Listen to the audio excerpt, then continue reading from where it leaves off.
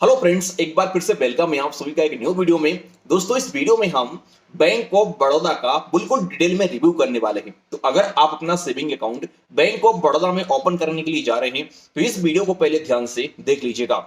आज के इस वीडियो में हम बैंक ऑफ बड़ौदा की बिल्कुल डिटेल में बात करेंगे, जैसे कि इसमें किस प्रकार से हम अकाउंट को ओपन कराते हैं, इसमें जीरो बैलेंस अकाउंट मिलता है कि नहीं मिलता है, कितना मिनिमम मंथली एवरेज बैलेंस रखना होता है, इसकी कोई हाइडन चार्ज है क्या, इसी के साथ बैंक ऑफ बड़ौदा में हमें किस प्रकार की सर्विस मिलती है, लोन कौन कौन से मिलते हैं, क्रेडिट कार्ड कौन कौन से मिलते हैं, और बैंक ऑफ बड़ौदा के जो ब्रांचेस हैं उनके कर्मचारियों का व्यवहार कैसा रहता है। मान लो अकाउंट तो ओपन कर लिया, अब कल के दिन कोई काम पड़ गया तो ब्रांच में हम जाते हैं अगर, तो कितने जल्दी हमारा काम हो जाता है, ये सब हम समझेंगे। और वीडियो के लास्ट में आपको अपनी पर्सनल राय भी हम देंगे कि बैंक ऑफ बड़ौदा में आपको अकाउंट को ओपन करना चाहिए कि नहीं करना चाहिए, और अगर बैंक ऑफ बड़ौदा में अकाउंट को ओपन नहीं करना है तो इसके अल्टरनेट क्या सॉल्यूशन है वो भी हम आपको बता देंगे। तो चलिए फिर बिना किसी तरीके स्टार्ट करते हैं इस वीडियो को।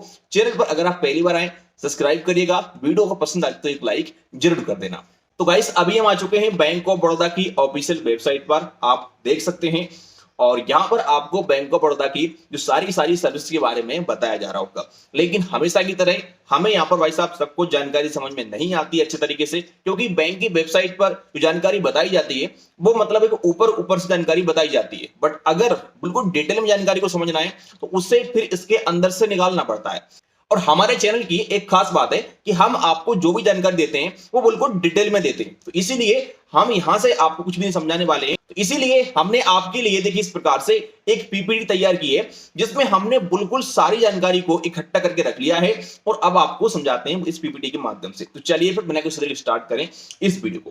तो गाइस, सबसे पहले तो हम बात करते हैं बैंक ऑफ बड़ौदा की। देखो, बैंक ऑफ बड़ौदा के बारे में आपको ये पता होना चाहिए कि बैंक ऑफ बड़ौदा बना कैसे और ये कब बना, क्योंकि आप अपना सेविंग अकाउंट ओपन करने जा रहे हैं तो ये एक एजुकेशन पर्पस से आपको जानकारी पता होनी चाहिए कि जिस बैंक में आपका खाता ओपन हो रहा है उस बैंक का हिस्ट्री क्या है।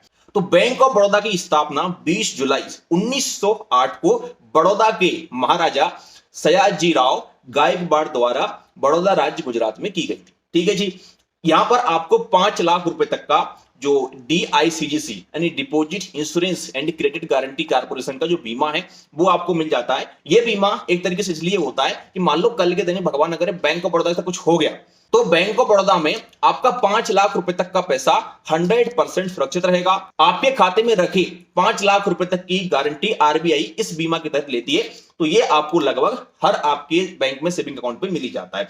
अगर हम बैंक ऑफ बड़ौदा की ब्रांचेस की बात करते हैं तो टोटल इंडिया में इनके 9,500 से प्लस ब्रांचेस हैं, और एटीएम मशीन की बात करते हैं तो 13,400 से प्लस एटीएम मशीन है, और कस्टमर की बात करते हैं तो टोटल इंडिया में इनके 120 मिलियन से अधिक कस्टमर है।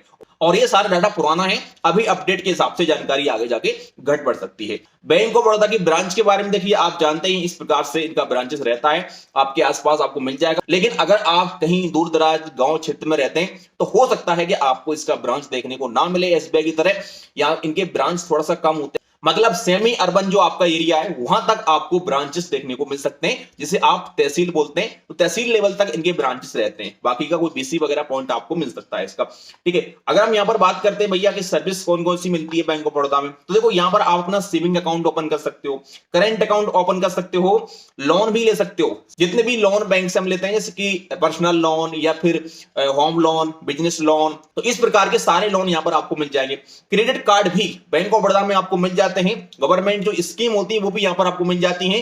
KCC क्रेडिट कार्ड यानी कि किसान क्रेडिट कार्ड भी यहां पर आपको मिल जाते हैं। तो इस प्रकार से बैंक ऑफ बड़ौदा का देखिए यहां पर ATM आपको मिल जाता है बैंक ऑफ बड़ौदा के अकाउंट पे, और ये जो काला वाला है ये क्रेडिट कार्ड मिलता है, और ऐसे कई क्रेडिट कार्ड आते हैं इनके, तो ये एक एग्जांपल लिया मैंने। ठीक है, इसके बाद देखिए यहां पर चेकबुक भी आपको मिल जाता है, तो जब अकाउंट आपका ओपन होगा तो यहां पर आपको चेकबुक मिल जाएगा।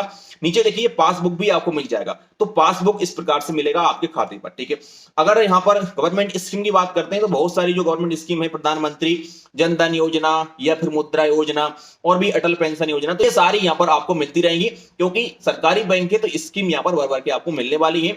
इसके अलावा हम बात करते हैं मेन पॉइंट की, तो भैया किसी को अगर अकाउंट ओपन करना है तो इसमें मिनिमम मंथली एवरेज बैलेंस किस प्रकार से रखना होगा, क्योंकि ये बहुत जरूरी है। तो देखो, वैसे इसका जो नियम है बैंक ऑफ बड़ौदा में कि आपको क्वार्टरली एवरेज मंथली बैलेंस रखना होता है यहां पर। ठीक है, तो इसके लिए कंडीशन है कि मेट्रो या अर्बन में आपका ब्रांच लगता है तो आपको 2000 रुपए अपने खाते में रखना पड़ेगा। सेमी अर्बन वालों के लिए 1000 रुपए रखा गया है और रूरल एरिया यानी कि ग्रामीण क्षेत्र अगर लगता है आपका तो आपका 500 रुपए में काम चल जाएगा। 500 रुपए आपको अपने खाते में रखना पड़ेगा। लेकिन एक बात का ध्यान देना, बैंक ऑफ बड़ौदा आपको जीरो बैलेंस अकाउंट भी देता है और ये वाला जो इनका अकाउंट है ये काफी प्रचलित है। बैंक ऑफ बड़ौदा में अगर आपको जीरो बैलेंस अकाउंट ओपन करना है तो जो अकाउंट आपका ओपन होगा ये B3 सीरीज के नाम से होगा। यानी कि B3 इनकी एक सीरीज आती है, उसमें 3 अकाउंट रहते हैं जो आप ऑनलाइन ओपन कर सकते हैं। केवल इन तीनों अकाउंट को ही ऑनलाइन ओपन कर सकते हैं आप बड़ौदा में।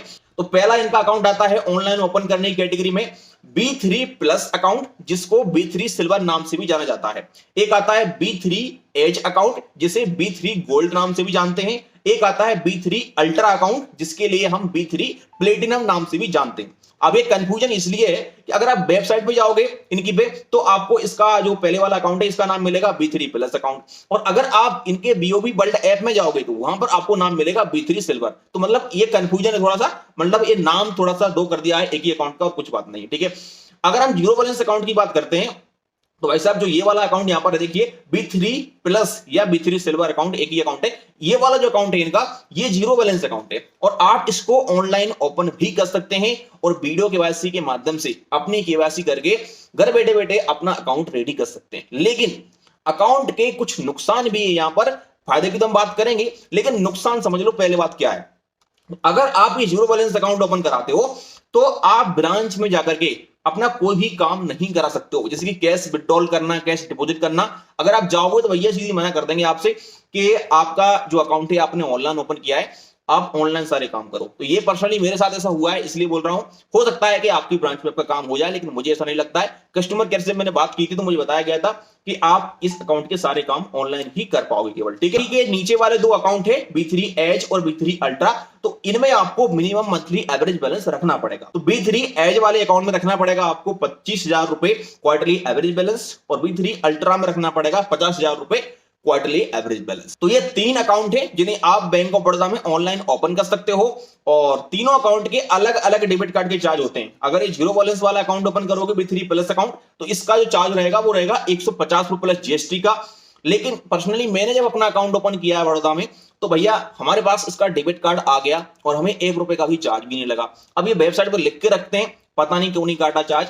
और जो नीचे वाले जो दो अकाउंट दिख रहे हैं आपको, इनमें आपको डेबिट कार्ड का चार्ज 250 रुपए प्लस GST का देना पड़ेगा। ब्रांच में अगर आप अकाउंट को ओपन कराने जाओगे तो आपको कोई दूसरा वेरिएंट का अकाउंट ये ब्रांच वाले देंगे और उसमें आपको अपने एरिया के हिसाब से 500, 1000 या 2000 रुपए के आसपास रखना पड़ेगा मिनिमम क्वार्टरली एवरेज बैलेंस, ठीक है।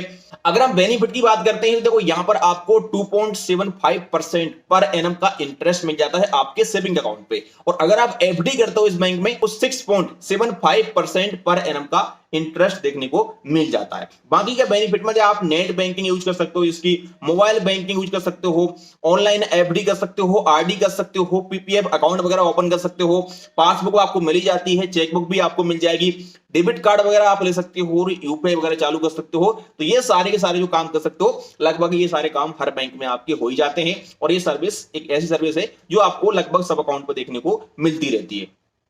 अगर हम एलिजिबिलिटी की बात करते हैं, किसी को अकाउंट ओपन कराना है तो उसकी क्या क्या एलिजिबिलिटी होनी चाहिए, तो आपकी एज 18 साल से ऊपर होनी चाहिए और आप भारतीय नागरिक होना चाहिए तो आप अकाउंट को ओपन कर सकते हो। वही हम डॉक्यूमेंट में बात करते हैं तो आपके पास आधार कार्ड और पैन कार्ड होना चाहिए, और अगर आप ऑनलाइन अकाउंट को ओपन कर रहे हैं तो आपका जो आधार कार्ड है ये मोबाइल नंबर से लिंक होना चाहिए और आधार कार्ड और पैन कार्ड फिजिकली आपके पास अवेलेबल होना चाहिए ओरिजिनल, तो आप अकाउंट को ऑनलाइन ओपन कर सकते हो।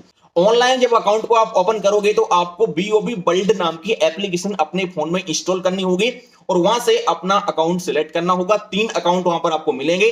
तो आपको अगर जीरो बैलेंस अकाउंट ओपन करना है तो आपको B3 प्लस अकाउंट ओपन करना है या फिर उसी का नाम है B3 सिल्वर अकाउंट, तो आप वो वाला अकाउंट ओपन कर सकते हो। लेकिन अभी फिलहाल BOB वर्ल्ड एप्लीकेशन में न्यू कस्टमर को जोड़ने से RBI ने रोक लगा दी है, यानी कि बैंक ऑफ बड़ौदा पे कुछ प्रतिबंध लगाए गए हैं BOB वर्ल्ड एप्लीकेशन में। इस पर हमने एक अलग से वीडियो बनाया है तो आप देख लेना। तो अभी फिलहाल शायद आप ये वाला अकाउंट ओपन ना कर पाओ ऑनलाइन बैंक ऑफ बड़ौदा में कोई भी, क्योंकि बीओबी वर्ल्ड से ही इनके अकाउंट ओपन होते थे और वहां पर नए कस्टमर के लिए रोक लगा दी है, तो शायद अकाउंट ओपन ना हो पाए।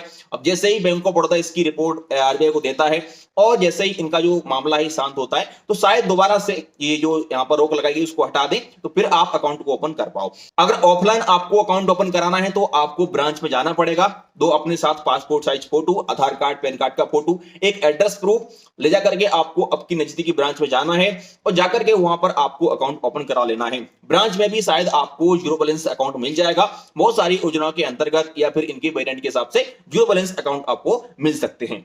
तो आप इस तरीके से बैंक ऑफ बड़ौदा में अपना अकाउंट ओपन कर सकते हो।